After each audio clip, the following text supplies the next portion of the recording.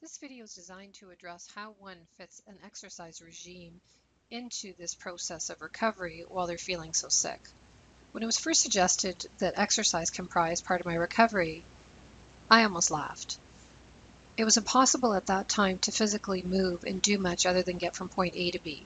So this video is designed to help you through that process and also to help you understand that this process is going to take a little bit of time until such time that you can recover to the point where you're able to exercise regularly. Exercise has to be tabled as part of the recovery program. Exercise provides a bunch of advantages that are well known and have been well known for decades, but it is a component of a successful recipe. On particular days where you feel stiff and have severe joint pain, it might be that after 30 minutes of exercise, I have found, and you may find as well, that the joint pain goes away completely. This is possible. So I would suggest that small steps be part of the regime.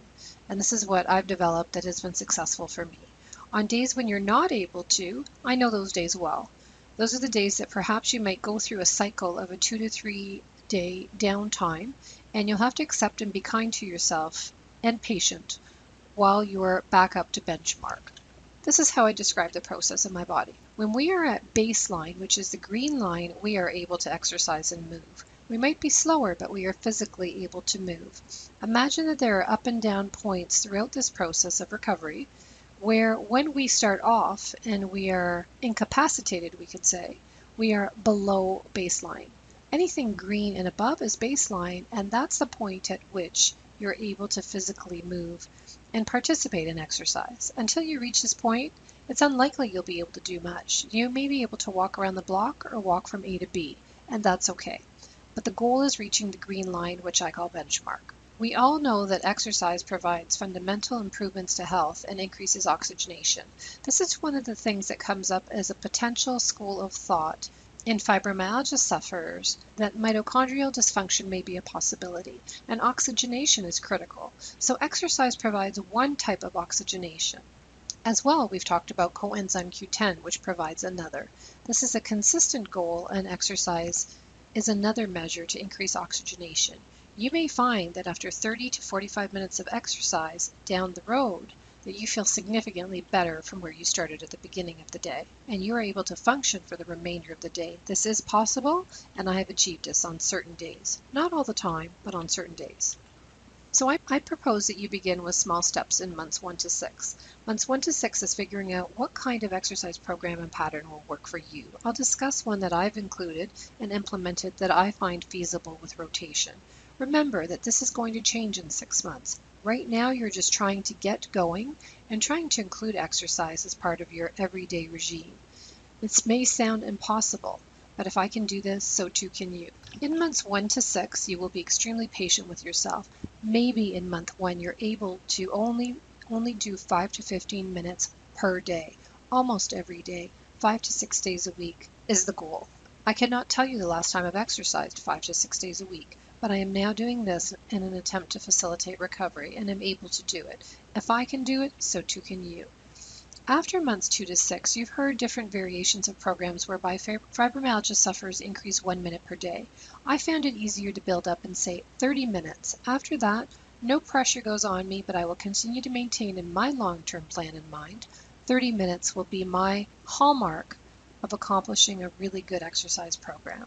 You will build it up at the speed that you can, at the time that you can over this 6-month period. In the next 6 months, you'll plan on maintaining either the time at 30 minutes or the frequency, but not both. If you increase the frequency, you may find that at 45 minutes you are depleted and can do no more for the rest of the day, for the remainder of the day. You will have to figure out what recipe works for you. On some particular days, I can work up to 45 minutes, and I find that I'm fine on those days. But you can sense when exercise is depleting you, and you can sense when you have that extra push. How will you know that? You'll know that after 6 months of doing this.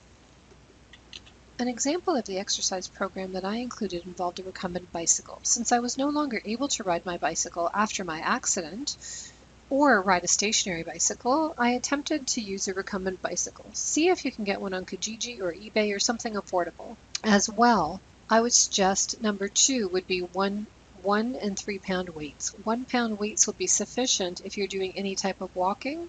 This may sound like you're doing nothing and accomplishing nothing. It is far from the truth.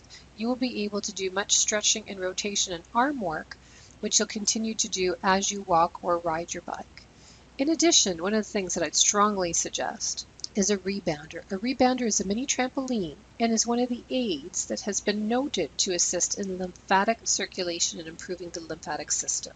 You will find after 5 to 10 minutes on the rebounder that you may feel a completely different energy level, and this is because the lymphatic system has been awoken in the morning.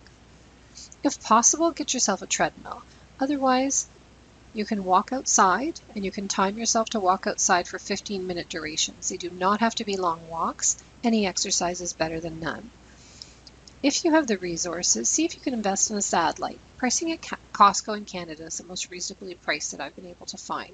Again, you may find these as items that you find online to purchase. The satellite can be used when you are on your recumbent bicycle and can be used for 10 minutes. You will find that this program without the treadmill will give you a significant boost in energy over 20 to 30 minutes. And this is something that you can maintain in the long term and establish a rotation. It's a great program, and this was extremely beneficial for me.